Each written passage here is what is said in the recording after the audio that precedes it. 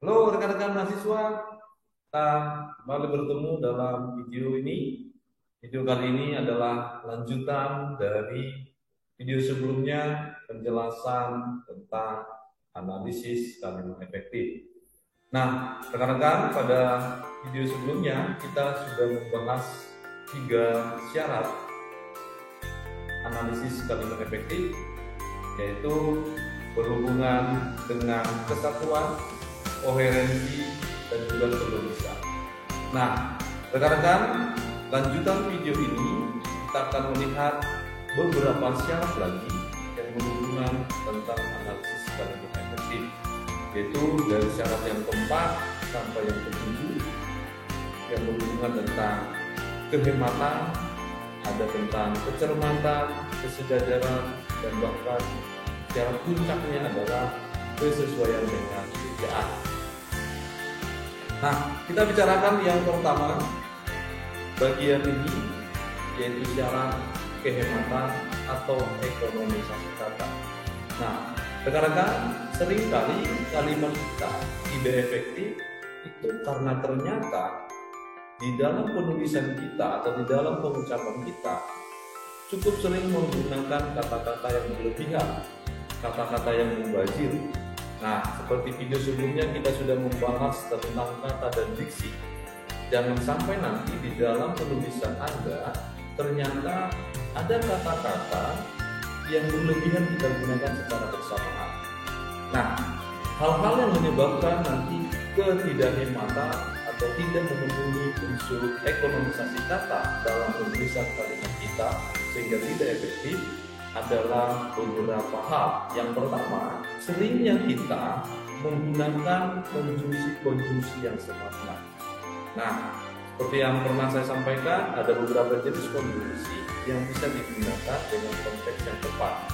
Namun, kalau konjungsinya sudah semakna, artinya fungsinya sama, kita tidak boleh menggunakannya secara bersamaan karena itu boros atau mubazir.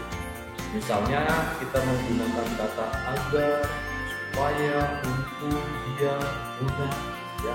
Nah, kalau kita menggunakannya bersama-sama, ya akan boros. Bisa juga kita menggunakan seperti misalnya yakni, yaitu, ya, sehingga, dengan demikian. Nah, hal-hal konjungsi seperti ini kalau rekan-rekan gunakan secara bersama-sama dalam tulisan dan tulisan Anda, itu menjadikan kalimat kita tidak efektif. Nah, bagaimana pembuktiannya? Coba rekan-rekan perhatikan beberapa contoh yang ada di sana. Apakah kalimat-kalimat seperti ini sudah efektif? Nah, berarti kalau ditinjau dari sisi ekonomisasi kata, rekan-rekan langsung melihat apakah jenis konjungsinya ada yang berlebihan digunakan, padahal sebenarnya maknanya sama. Ya, saya akan coba analisis satu saja kalimat, untuk kalimat 2 dan 3 berikutnya, silakan rekan-rekan bisa jawab. Nah, kalimat yang pertama di sana tertulis pertemuan itu dilakukan agar supaya untuk masalah itu dapat diselesaikan secepatnya. Nah, kalau rekan-rekan cermati, ternyata di dalam kalimat ini ada 3 jenis konjungsi yang sama, yaitu jenis konjungsi yang menyatakan tujuan. Ada 3, yang mana itu? Ada kata agar, supaya, untuk. Nah, rekan-rekan harus memilih salah satu yang mana yang paling tepat secara kontekstual kalimat. Misalnya saya menggunakan kata agar, sehingga kalimatnya menjadi pertemuan itu dilakukan agar masalah itu dapat diselesaikan secepatnya. Nah, jadi kita harus memilih, jangan sampai nanti mubazir atau boros. Nah, untuk yang berikutnya silakan rekan-rekan analisis supaya nanti Anda semakin memahami contoh dari konsep ekonomisasi kata. Nah, bagian yang B rekan-rekan, mengapa nanti kalimat kita itu terlihat tidak enak? Juga karena kita menggunakan kata-kata yang bersinonim. Nah, seperti yang pernah saya sampaikan, sinonim itu kan ada 2 ya, ada sinonim mirip dan ada sama persis. Nah, di dalam bersinonim ini biasanya yang sering kita gunakan itu dalam khususnya pembuatan definisi. Ya, kita menemukan kata adalah merupakan, ya, itu sudah menurut kata mengatakan yakni yaitu. Nah ini beberapa hal-hal yang sinonim seperti ini baiknya dihindari agar nanti tulisan kita itu termasuk tulisan yang hemat dari sisi penyimpanan. Coba kita perhatikan contoh yang ada di sana rekan-rekan. Saya akan coba analisis salah satu contoh saja untuk kalimat berikutnya. Rekan-rekan silakan nanti lakukan analisis itu. Nah, di dalam satu contoh yang pertama di sana tertulis mobil adalah merupakan salah satu alat transportasi darat manusia. Nah, kalau kita lihat di sana ada kata yang tujuan dalam mendefinisikan. Nah, tentunya kalau rekan-rekan ingin mendefinisikan, pilih saja salah satu. Misalnya saya katakan mobil adalah salah satu alat transportasi darat manusia. Jadi jangan dua-duanya digunakan. Nah, silakan rekan-rekan nanti analisis contoh-contoh yang lainnya. Nah, bagian yang berikutnya rekan-rekan, ternyata ketika kalimat kita itu tidak efektif, tidak hemat, ada juga hal yang lain yang membuat tidak hemat atau boros, yaitu seringkali kita menggunakan pengulangan subjek. Kalau subjeknya sama, saya kira kita harus menggunakan prinsip yang mana anak yang mengikuti kalimat. Kalau subjeknya sama, rekan-rekan, pastikan saja tidak perlu mengulangi subjek yang sama, karena itu sudah membantu penghematan kata kita. Nah, tetapi kalau memang nanti subjeknya berbeda, ya boleh Anda tetap menggunakan, karena nanti dalam pola kalimat majemuk ya, khususnya majemuk bertingkat, ya itu biasanya kalau subjeknya berbeda, ya tentu kita harus tuliskan juga subjeknya. Namun kalau konteksnya misalnya kalimatnya itu kalimat koordinatif ya, yang setara, subjeknya sama, ya kita usahakan saja salah satu saja, lalu kita ganti dengan pronomina yang lain ya, misalnya kata dia, mereka, ya itu boleh digunakan. Nah, kita lihat contoh di sana. Di sana ada tertulis sesudah Abraham membicarakan transmisi nilai, ia menjelaskan pendidikan moral melalui pendekatan etis. Nah, di sana sudah tertuliskan konsep itu, jadi kita bisa menggantinya dengan baik. Karena kalau tidak nanti diganti, itu akan semakin terlihat bahwa pengulangan subjeknya itu bisa buat valid. Nah, jadi kita ganti saja atau kita hilangkan saja, karena yang dimaksud itu Abraham adalah penggantinya ia. Nah, sebenarnya masih bisa kita lakukan penghematan juga, supaya nanti kalau subjeknya ya dengan kategori subjeknya sama ya, kalau subjeknya berbeda ya mungkin Anda bisa menggantikan dengan subjeknya. Tapi semakin hemat akan semakin bagus karakter tulisan kita. Jadi kita bisa langsung saja katakan sesudah membicarakan transmisi nilai, Abraham menjelaskan pendidikan moral melalui pendekatan etis, yang artinya semakin tipis bahwa yang dimaksud dalam proses kalimat itu ya Abraham sendiri ya. Nah, seperti itu contoh dalam konteks bagian penggunaan kata yang semakin hemat menuju pengulangan subjek. Nah, berikutnya rekan-rekan, apa yang menyebabkan nanti kalimat kita itu tidak efektif ya? Yang menyebabkan kalimat kita tidak efektif dari sisi ekonomisasi kata, karena ternyata kita menggunakan makna-makna yang tercakup ya, superordinat pada hiponim kata ya. Artinya kalau kita nanti sudah ada makna tercakup di dalamnya, ya kita usahakan saja untuk mengambil hal yang sudah pasti, tidak perlu lagi kita sebutkan. Misalnya kita kan sering mengatakan hari Jumat gitu ya. Nah, hari dan Jumat itu kan sebenarnya sudah jelas makna yang tercakup di dalamnya, ya langsung saja Jumat. Biasanya nanti konsep ini kita temukan di dalam pengumuman ya. Jadi kalau kita lakukan pengumuman itu ya sesingkat mungkin akan lebih bagus ya. Tidak perlu kita katakan hari Jumat bulan Agustus, ya Agustus itu kan sudah bulan gitu ya, tahun 2002 misalnya ya. Nah, dalam pengumuman biasanya kita akan menggunakan karakter tulisan itu semakin hemat, karena dalam kategori seperti itu akan membuat tulisan kita itu tidak terlalu banyak. Nah, dalam contoh di sana ada pengumuman di sana, jadi kita ganti saja semuanya ya. Misalnya contoh yang dulu itu yang salah kan di bawah ya. Pada hari Jumat tanggal 25 Januari 2022, Departemen Ekonomi BPS tanggal 8 sampai 12 Juni 2002 dan mahasiswa harus membawa pulpen warna merah. Kata warna merah, ya kita tahu ya merah itu adalah nama tercantik, yaitu adalah warna. Jadi tidak perlu ya, sesingkat mungkin itu akan semakin bagus. Jadi kita tuliskan saja dengan dengan singkat tanpa harus Anda menambahkan makna-makna tercakup, karena sudah ada di dalamnya dan kita bisa langsung memahaminya ya.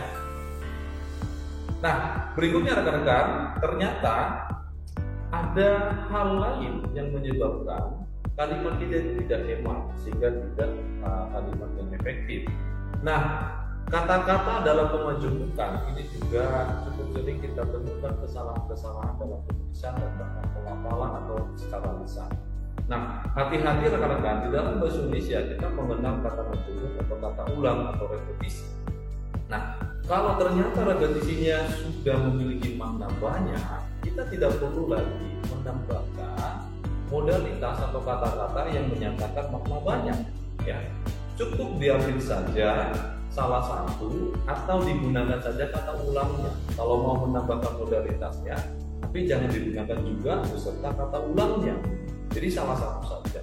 Nah, contoh-contoh kata pemajemukan yang banyak itu misalnya para, semua, beberapa. Nah, kalau kita masih pakai ini di dalam konteks kata ulang yang nanti kata ulangnya salah satu maknanya menyatakan banyak, ya berarti juga boros ya. Nah, saya pilih salah satu contoh di sana. Untuk contoh berikutnya nanti rekan-rekan bisa analisis. Misalnya di sana, para dosen-dosen UPH sedang rapat tahunan di gedung B lantai 5. Nah, jelas rekan-rekan, kata ulang dosen-dosen itu kan berarti lebih dari satu dosen, artinya banyak. Nah, sehingga kita tidak boleh menggunakan lagi kata para dosen-dosen. Akan lebih baik Anda menggunakannya dengan konsep memilih ya. Misalnya, para dosen UPH, nah itu berarti lebih dari satu dosen. Atau hilangkan modalitas kata para, ya langsung saja kata ulangnya, ya, dosen-dosen UPH sedang rapat. Nah, misalnya seperti itu. Nah, untuk kalimat berikutnya silakan Anda cek, pasti bisa dilakukan perbaikan yang benar.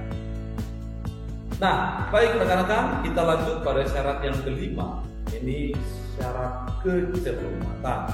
Nah, berbicara tentang syarat kecermatan, ini nanti akan berhubungan dengan bagaimana rekan-rekan bisa memahami konsep-konsep afiksasi dengan proses penuduhan. Karena ternyata kecermatan yang dimaksud itu harus terlihat bagaimana penerapannya secara tepat. Karena kalau tidak, berarti tulisan kita juga dikatakan tidak efektif. Nah, ada beberapa hal rekan-rekan yang menyebabkan juga mengapa kalimat kita itu tidak cermat. Nah, ketidakcermatan itu yang pertama dari sisi penggunaan imbuhan. Nah, penggunaan imbuhan, rekan-rekan ini dalam konteks ragam lisan dan tulisan harus dibedakan. Kalau ragam lisan tanpa Anda buatkan imbuhan pun orang bisa memahami yang dibantu dengan bahasa isyarat, intonasi dan mimik dan wajah gitu ya. Namun sangat berbeda kalau rekan-rekan nanti ternyata menggunakannya dalam tulisan, maka aspek gramatikal, ya, aspek pengimbuhan atau tata bahasanya harus jelas. Nah, salah satu contoh di sana mengapa salah, misalnya saya tulis surat untuk temanku 2 hari yang lalu karena sudah lama tidak bertemu. Nah, rekan-rekan kalau ini Anda tuliskan secara lisan, Anda sampaikan secara lisan, ini tidak ada masalah. Namun kalau ini nanti Anda tuangkan dalam tulisan, jangan juga seperti itu tulisannya. Anda harus mengatakan saya menulis ya, bukan saya tulis, karena proses imbuhan itu harus jelas. Akan lebih baik karena dalam gramatika bahasa Indonesia menggunakan tulisan yang tepat. Nah, yang berikutnya rekan-rekan terkait dengan mengapa tulisan kita tidak cermat, ini dalam proses penulisan imbuhan. Nah, rekan-rekan ada beberapa prinsip proses penulisan ya. Prinsip yang pertama adalah kalau rekan-rekan bertemu imbuhan me ditambah kata dasar, yang kata dasarnya itu ya berawal nanti konsonan K, T, S, P lalu diikuti oleh vokal, maka huruf awal yang tadinya itu harus ditutup. Misalnya kita temukan pada kata terjemahkan ya. Nah, Kata terjemahkan kalau ketemu dengan hubungan me harusnya menerjemahkan, bukan menerjemahkan. Ya, sama juga mungkin kata seleksi. Jadi yang benarnya adalah menyeleksi, bukan menseleksi. Ini yang perlu diperhatikan. Itu prinsip yang pertama. Prinsip yang kedua, rekan-rekan, kalau rekan-rekan nanti bertemu ternyata imbuhan me bertemu kata dasar, meskipun kata dasarnya diawali oleh huruf KTSP, tapi setelah huruf-huruf itu di awal itu bertemu dengan konsonan, maka tidak terjadi proses penguruhan. Ya, misalnya kita temukan pada kata produksi, maka nanti dalam penulisannya tetap memproduksi, bukan memproduksi. Nah, begitu ya. Nah, ini prinsip-prinsip yang nanti harus rekan-rekan perhatikan. Nah, prinsip berikutnya rekan-rekan, kalau ternyata rekan-rekan nanti bertemu ada imbuhan me bertemu kata dasar. Nah, yang kebetulan kata dasarnya itu hanya terdiri atas satu suku kata, maka rekan-rekan langsung tulis saja menambahkan imbuhan me, ya, bertemu dengan kata dasar. Nah, itu bisa kita temukan pada kata do, ada tulisan lap, ada mungkin tik, ada lem gitu ya. Jadi kita tinggal tuliskan saja benar, misalnya mengebom, mengelap, ya, mengetik. Jadi bukan membom, itu salah ya. Atau misalnya nanti mentik, itu salah. Nah, harus ditambahkan saja menge. Nah, itu konsepnya. Nah, prinsip-prinsip ini cukup sering salah digunakan karena tidak dipahami dengan baik. Nah, mudah-mudahan penjelasan ini Anda bisa nanti lebih cermat lagi dalam tulisan-tulisan Anda. Nah, silakan rekan-rekan cari contoh-contoh yang lain berikutnya. Nah, kita lanjut rekan-rekan pada syarat yang keenam tentang kesejajaran. Syarat kesejajaran ini juga masih berhubungan dengan konteks penulisan imbuhan. Tetapi nanti yang sejajar yang dimaksud di sini adalah persoalan kelas kata dalam bahasa Indonesia yang ketika kita melakukan perincian, maka kita usahakan yang mana pilihan-pilihan kelas kata yang sama, yang sejajar. Misalnya, kalau Anda melakukan perinciannya itu kebetulan perinciannya berupa kata benda, ya sebenarnya kita usahakan kata benda. Kalau semuanya mungkin menggunakan kata sifat, ya kita menggunakan kata sifat. Kalau kebetulan tulisan Anda semua berawalan ber atau berimbuhan ber, ya semuanya kita usahakan.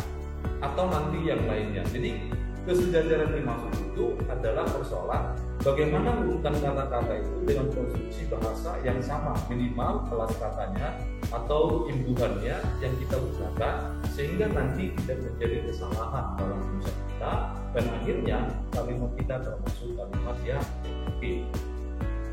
Nah, kita lihat contohnya dalam kasus ini. Nah, kita lihat contoh yang ada di sana ya. Ada satu contoh, supir tidak bertanggung jawab terhadap kehilangan dokumen, kerusakan barang, busuknya makanan, dan matinya ternak ayam akibat penumpang yang berdesakan.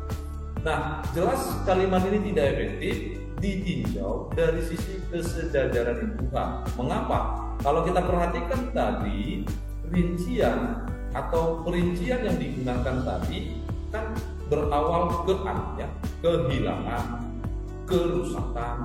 Tiba-tiba ada muncul kata busuknya makanan dan matinya ternak ayam.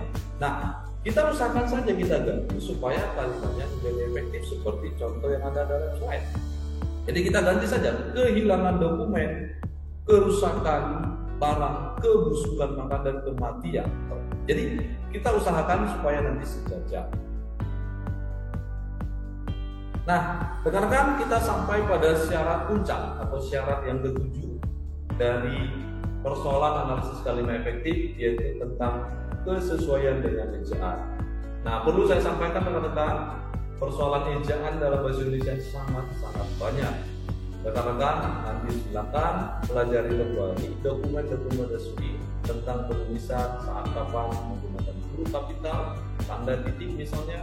Yang penting tanda-tanda baca itu banyak aturannya, bahkan penulisan angka dan bilangan, persoalan kata baru itu sangat banyak. Nah, berikut akan saya coba jelaskan pada Anda beberapa hal yang cukup sering salah dan keliru ya dalam persoalan ejaan, karena memang puncak dari semua analisis kalimat efektif itu adalah persoalan ejaan. Nah, yang pertama, kita coba lihat dari fungsi kapital. Nah, rekan-rekan, dari fungsi kapital itu banyak sekali kan, terutama nanti bagaimana keputusan yang harus efektif kita harus kerjakan. Nah, secara umum memang huruf kapital itu harus kita gunakan di setiap awal kalimat. Namun untuk menyatakan nama-nama jenis makanan itu tidak boleh huruf kapital, ya, harus kita cross check. Kalau menggunakan nanti untuk bertemu dengan jabatan, posisi jabatan, nah kalau jabatannya tidak diikuti nama orang itu tidak boleh, ya. Jadi Anda harus menggunakan huruf non kapital. Nah, dalam contoh di sana, 2 tahun yang lalu pamanku membawa pisang Ambon ketika berkunjung ke rumah kami untuk melepas rindu.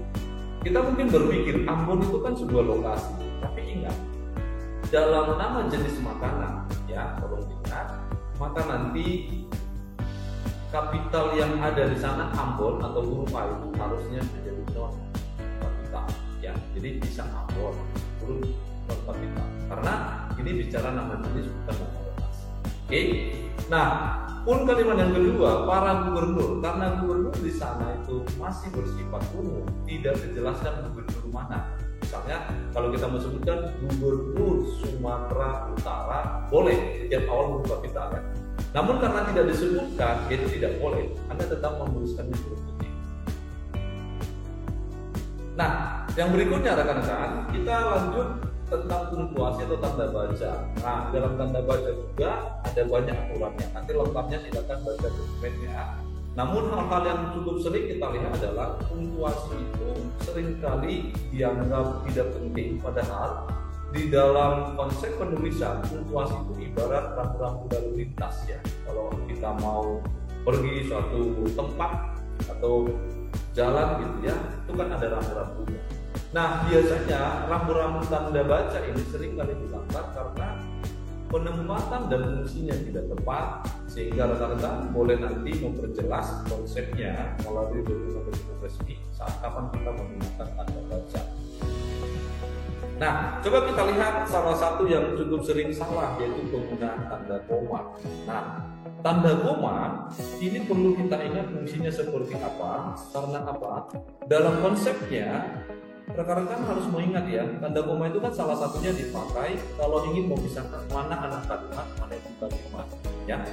Nah, tentu akan ada pertanyaan, bagaimana membedakan mana anak kalimat dan ibu kalimat? Nah, biasanya anak kalimat itu akan selalu depan karena diikuti oleh tanda konjungsi tertentu, ya. Jadi kalau nanti ada seperti itu harus ada koma dulu baru diikuti kalimatnya. Nah, contoh di sana kita lihat, kendati pun banyak pihak yang menilai pemerintahan itu belum berhasil, kita tentunya harus optimis dapat terlaksana di sisa masa jabatannya. Kalau kita perhatikan dan kita baca, ini sungguh capek membacanya, karena tidak ada waktunya di kelas. Ya, kalau kita baca tidak mungkin satu nafas bisa langsung selesai. Makanya kita harus memperhatikan, oh di sana kan ada konjungsi kendati pun. Nah, kalau di depan, ya, maka rekan-rekan harus menggunakan nanti tanda koma sampai di mana? Sampai nanti menunjukkan itu selesainya anak kalimat. Nah, contohnya sudah ada di sana, ya. Jadi kita harusnya membuatnya. Kendati pun banyak pihak yang menilai pemerintahan itu belum berhasil, harusnya ada koma dulu.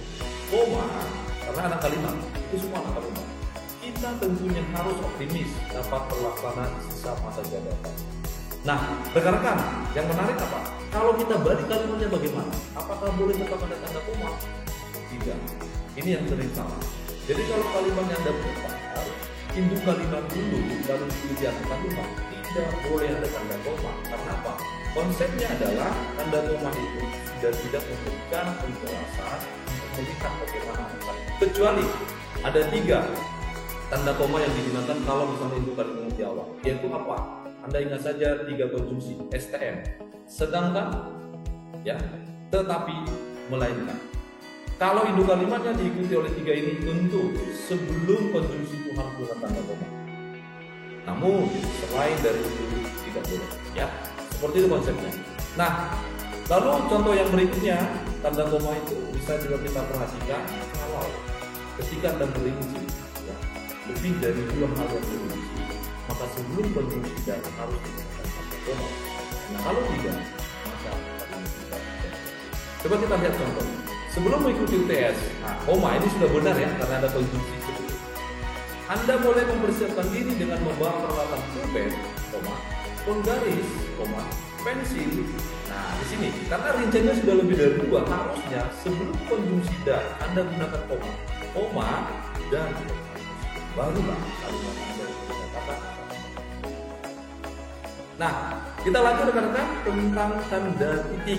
Nah, tanda titik ini juga sering kali salah. Beberapa fungsi tanda titik itu kan banyak ya, terutama yang perlu kita ketahui ketika kita mengakhiri sebuah kalimat itu sudah tanda titik, gitu ya. Itu bisa salah satu kalau jenis kalimatnya adalah kalimat deklaratif, karena bisa saja tanda yang lain yang dipakai untuk menunjukkan kalimat itu berakhir, kita namanya atau suruh dan lain. Nah, dalam konteks ini kita lihat tanda titik kita akan gunakan rekan-rekan kalau nanti menunjukkan angka di dalam pukul ya, waktu ya, maka tidak boleh tanda koma rekan-rekan. Kita gunakan saja. Nah, di pukul itu kan bisa terlihat ya, apakah itu pagi, apakah itu malam ya. Kalau dalam bahasa Inggris kan biasanya ada settingan waktunya, misalnya PM dan AM. Nah, kalau seperti ini biasanya harus kita gunakan 2 angka ya, sebelum dan nanti 2 angka sesudah. Jadi waktu menentukan waktu itu harus terlihat. Jadi misalnya pukul 7,30 itu sama. Langsung saja misalnya kalau memang pagi 07.30 itu menandakan berapa? Setengah 8 misalnya. Nah, itu bisa seperti itu. Oke, nah tanda titik. Nah, sama juga di contoh yang kedua ya. Di situ cukup sering kita lakukan. Tanda titik itu boleh kita pakai kalau dia merupakan singkatan-singkatan umum. Kalau 2 singkatan umum yang digunakan, maka harus ada 2 tanda titik, yaitu sebelum dan sesudah huruf itu. Ini sering kali salah. S titik D harusnya begitu. Kita tidak boleh menggunakan S ya, garis miring D, karena konsepnya sampai dengan ya. Sama juga nanti singkatan umum yang lain, misalnya atas nama. Atas nama itu Anda tidak boleh A garis miring ya N, salah ya. Langsung saja atas nama A titik N titik. Ya, kalau 2 singkatan umumnya 2 huruf ya yang kita maksud, maka harus 2 tanda titik. Nah, bagaimana nanti kalau ada 3 huruf singkatan umum, maka harus ada 1 tanda titik yaitu di akhir. Contoh apa? Halaman ya, HLM titik, yang terhormat misalnya ya, YTH titik, harus seperti itu. Dan lain-lain harus ada 1 tanda titik yaitu di akhir. Nah, konsepnya harus kita gunakan seperti itu supaya ya. Nah, contoh yang berikutnya, tanda titik juga akan kita gunakan kalau dalam penulisan angka bilangan sama dalam rupiah. Tapi hati-hati rekan-rekan, kita harus menggunakannya dengan tepat. Ya, coba kita perhatikan contohnya di sana. Minggu ketiga bulan Februari, ibu akan berbelanja keperluan rumah tangga sebesar rupiah. Di sana ada titik 500.000,000. Nah, rekan-rekan, yang kita maksud penggunaan tanda titik di sana tidak boleh diantara penulisan rupiah dan angka. Ya, mengapa?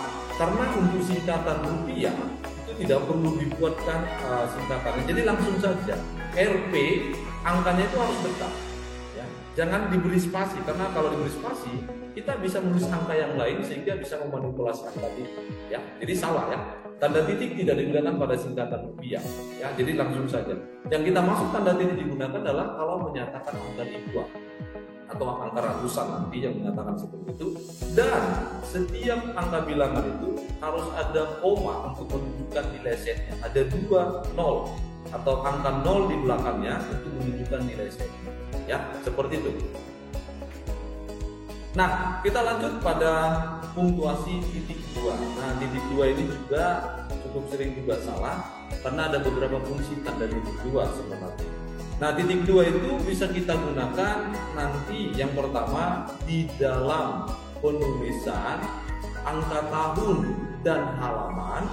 Kalau nanti kita bertemu di dalam penulisan pengutipan citasi di dalam buku sumber rujukan kita. Nah, jadi kalau ada tahun dan halaman itu harus titik 2 ya, bukan titik koma, itu salah. Nah, sebagai contoh di situ, Andi mengambil pendapat Kera 2008 titik koma, itu salah. Harusnya kita gunakan titik 2 ya, tahun pada halaman. Nah, titik 2 juga akan dipakai rekan-rekan kalau misalnya perinciannya itu masih tercakup pada hal-hal tertentu yang ingin disampaikan. Anda boleh menggunakan titik 2. Misalnya, ibu sedang membeli peralatan rumah tangga. Ya, itu kan tertulis titik koma itu salah. Harusnya titik 2. Karena apa? Hal yang diperjelas peralatan rumah tangga itu apa saja. Jadi dirinci. Bisa kursi, lemari, dan mesin, ya, atau mesin jahit misalnya. Ya, jadi peralatan rumah tangga itu kalau mau dirinci bisa titik 2. Nah, rekan-rekan, lanjutan dari kesesuaian ejaan, ternyata ada juga istilah kata baku dan tidak baku. Kalau rekan-rekan ingin memperjelas bagaimana nanti bisa kita, apakah ya saya sudah yakin kata-kata saya sudah baku, maka saya rekan-rekan gunakan yang sudah ya, kamu sih sudah mencatat, kamu sudah lengkap, tapi di kita yang ada di sini baru diterima, silakan untuk ditunggu digunakan. Jadi kalau teman-teman nanti wah, tulisan saya ini kata-kata sudah bagus atau tidak, gunakan sama. Kenapa? Karena tidak bisa semua kita mengingatnya mana yang bagus mana yang tidak. Namun kalau rekan-rekan nanti sering menggunakannya, ya, atau sering misalnya berjumpa dengan kata-kata itu, kita akan terbiasa menggunakannya, sehingga kita tahu, oh, kata ini kan ada, kata ini tidak bagus. Nah, seperti itu ya. Jadi kata-kata bagus itu sangat penting Anda kuasai, sehingga nanti kalau kesulitan menggunakan kata yang terbaik. Nah, coba ada beberapa contoh di sini kata-kata baku dan tidak baku. Saya akan coba menjawab satu saja. Untuk selebihnya rekan-rekan, kalau Anda nanti bisa menjawabnya silakan, atau gunakan kamus Anda, selidiki mana yang salah di sana, apakah ada kata-kata tidak baku. Contoh yang pertama di sana, karena terburu-buru mahasiswa itu tidak antri sebelum masuk game. Nah, rekan-rekan perlu saya ingatkan, persoalan kata baku itu harus kita ingat adalah persoalan penulisan. Kata baku tidak merujuk pada pelafalan, tapi yang paling baik adalah sejauh ini aturannya. Baku tidak bakunya itu hanya mempersoalkan bagaimana tulisan itu sudah tepat, bukan persoalan bagaimana kita paham. Nah, sebenarnya kan yang biasa kita tuliskan itu adalah kata antri. Ya. Nah, kata antri itu salah, walaupun seringkali kita dengar. Sebenarnya yang benar itu adalah antre. Penulisannya antre. Ya. Tapi di dalam masyarakat kita kan biasanya yang umum itu terdengar itu yang dituliskan. Nah, untuk yang lain-lain coba diselidiki di dalam kalimat kedua, ketiga, dan keempat. Apakah ada kata yang tidak bagus di sana? Nanti Anda perbaiki sendiri. Nah, baik rekan-rekan, sampailah kita di ujung video ini. Terima kasih sudah mengikuti lanjutan video kita tentang penjelasan analisis kalimat efektif. Masih banyak syarat lagi sebenarnya yang mau kita detailkan, namun dengan hal-hal yang berhubungan tentang teknis perlu nanti dipelajari lebih jauh. Oleh karena itu rekan-rekan, memperdalam pengetahuan dan informasi Anda. Sekali lagi saya berharap Anda boleh membaca referensi-referensi yang ada di sana, dan bahkan mencari mana sumber-sumber referensi yang paling baik atau bagus untuk Anda untuk mendalami seperti apa